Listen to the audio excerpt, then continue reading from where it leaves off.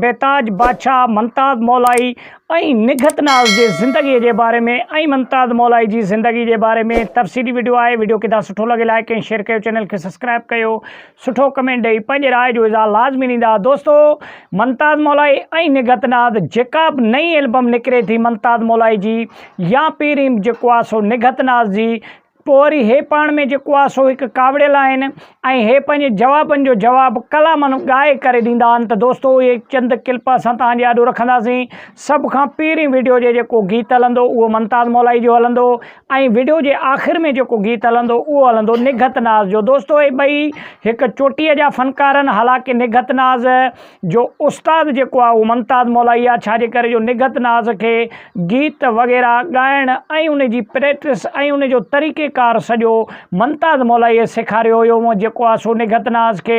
लेकिन हिन वक़्तु त निघत नाज़ मुमताज़ मौलाई जा थोरा मञण जे लाइ तयारु कोन्हे। लेकिन मुमताज़ मौलाई जा खोड़ सारा क्लिप सोशल मीडिया ते पियल आहिनि जिन्हनि में मुमताज़ मौलाई तमामु घणी महिनत कई निघत नाज़ खे निघत नाज़ बणाइण में। दोस्तों, निघत नाज़ सिंध जी हींअर हिन वक़्तु हिकु बहितरीनु फ़नकार आहे ऐं उनजी 2025 में बि एल्बम जेको आहे सो रिलीज़ थी चुको आहे ऐं खोड़ सारा दोस्तनि ॿुधो बि हूंदो।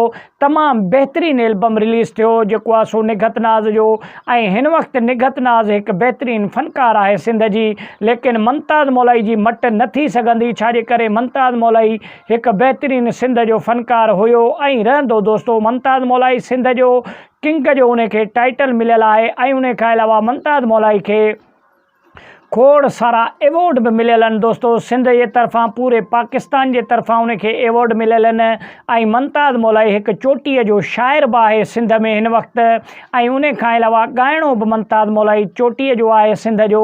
उन जो को मट ऐं उन जो को सानी कोन्हे को। दोस्तों, वॾी महिरबानी, अहिड़ा मज़ेदार वीडियो पंहिंजे चैनल ते असां आणींदा रहंदा आहियूं। असांजे चैनल खे लाइक ऐं शेयर कयो, चैनल खे सब्सक्राइब करे वीडियो खे लाइक कयो। वॾी महिरबानी, मिलंदासीं नेक्स्ट।